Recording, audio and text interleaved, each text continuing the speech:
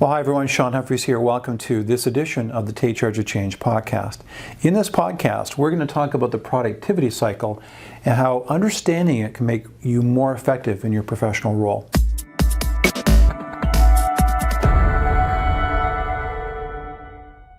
Okay, we're going to talk about the productivity cycle. So whether you're a self-employed business owner, senior executive, professional leading teams, understanding this productivity cycle is really critical. And to the extent that we can really utilize this cycle effectively, it helps us to fight distractions and inertia that keep us from accomplishing our goals and objectives. In today's podcast, we're going to talk about one specific area of the productivity cycle, and then at the end of the podcast, we're going to talk about a training protocol that really helps you to dig deeply and really lean into this whole topic. So when you talk about the productivity cycle, there's really 5 components, and this won't necessarily be new for you, but all 5 play a role in our ability to be productive in our professional pursuits. The first area is just health and energy, and quite frankly, it's things like sleep, renewal, how are you feeding your body, are you getting exercise? So what are the biometrics around your health? Are you a number 10? Top of the class in terms of health, or you're really struggling. And to the extent that you're not doing well in that area, it obviously is going to affect your productivity. The second area is cognitive ability, your creativity, your ability to focus. If you're functioning well in that area, that really enhances productivity. Again, if you're struggling, it really makes it difficult to be productive in your workplace. Emotional intelligence, relational intelligence, the quality of our relationships has a huge impact on how productive we are, so that's another area. The whole area of aligning values and missions and purpose, really spending time to critically think about our future just brings a huge amount of intentionality and rocket fuel to our day-to-day activities. So when things get tough and it's hard to be productive, when you really think back to your goals and your mission and your vision, that really helps to get through some of those tough patches. And the final area is the financial piece. And believe it or not, our feelings about our financial well-being, whether we're making progress, whether things are looked after in that area, has an impact on our productivity. And so when we think about productivity, really think about it in terms of, we've got, point A, we're trying to get to point B, and it's not a straight line sort of adventure. There's, ups and downs and things we fight against, whether it's deadlines or regulatory changes or client issues or staffing issues, just the day-to-day frustrations that come up.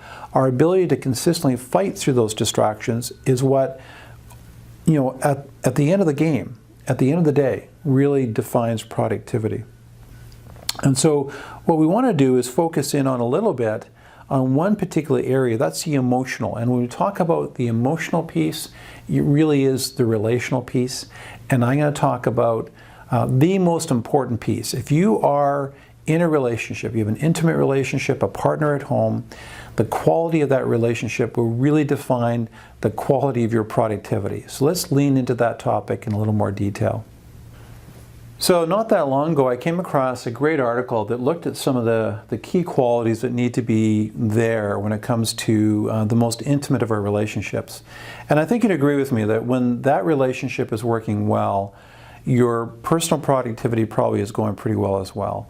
It's a really, really big area that impacts our professional lives in a major way. And none of us do it well. We all have our failings, but the most important thing is to try to get refocused on that key relationship, not take it for granted, and do the necessary things that you need to do to make sure that that piece is working well in the home context. So when you come into the work context, you're being that much more effective. And it has a great crossover effect both ways. When the relationships at work go well, home front goes well. When you have your most significant relationships going well, then it has that great effect in your work environment. So what are some of the key points to think about? The first of all, when I saw the article, it talked about the importance of faithfulness in that key relationship. And that implies really loyalty and trust. And so it's being loyal to that person, not just when you're with them, but when you're not with them. But the loyalty also implies the habits of trust, which we've talked about in previous podcasts. And again, Dan Sullivan in the Strategic Coach program talks about the 4 habits, which is, say please and thank you, being respectful and civil, showing up on time, doing what you say you'll do, and finishing what you start. And you do that in a consistent way, in a loving way, in that relationship at home, it says a lot of things to your partner, and it really helps to galvanize and and encourage that relationship along.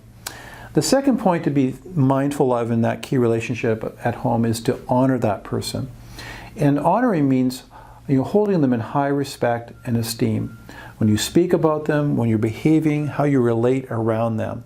Okay, so the first one is, are you faithful? Are you loyal to them? Are you demonstrating habits of trust?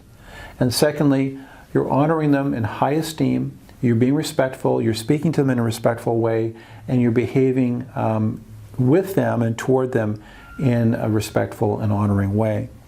The third piece here is humility. It's the ability to admit when you're wrong, that there is another person's perspective on the issue that maybe is creating frustration for you, and to encourage real conversations, which is very difficult to do. In fact, in a lot of relationships, they begin to go like this over time because people don't want to get into fierce conversations about challenges, and yet that's what you have to do. And if you don't have the ability to do that, then get a counselor or a marriage therapist involved in your situation, and they'll walk you through that process to help repair those broken bridges and to get that communication going so you can confront frustrations in your relationship.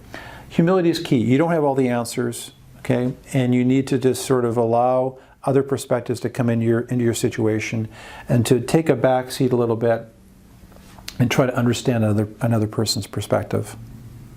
This is a really important one. There's always going to be frustrations or frustrating moments in our key relationships at home, that intimate relationship with our partner. And, it's so easy to just want to launch in and defend ourselves in situations. And yet, the best thing to do is to respond in kindness and in patience, to hear the other person's perspective.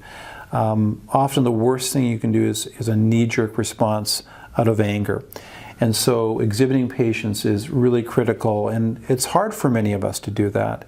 And yet, if you want to wreck a relationship, sometimes irreparably, being impatient is a great way of doing that. Understanding. Well, understanding implies empathy, another person's perspective, by really putting yourself in their shoes. And again, that's very difficult to do, extremely difficult. You have your point of view, you have a way that you look at the world, but really taking the time to look at the world from your partner's point of view will help to engender and develop understanding. And then we have unity. And unity implies together in spite of differences and developing the fine art of compromise. And so, at the end of the day, you will have differences, you won't always agree on things, that there will be the fine art of compromise that needs to be developed in your relationship. But it's worth going down that path to try to find agreement on areas where you're not completely aligned. Okay, so I hope you found that perspective helpful. The whole relational piece, the emotional piece in our lives, personally just has such a profound impact on our professional effectiveness and our professional productivity. So I hope that you found that helpful. We have what's called resiliency mentorship groups. It's a really interesting model where we go through a process with groups. We call it the Resiliency Lab mentorship groups, where we're building professional resiliency into teams. It starts with education. We then go through reflection exercises, habit formation to instill skills and habits that will help us in each area of that productivity cycle.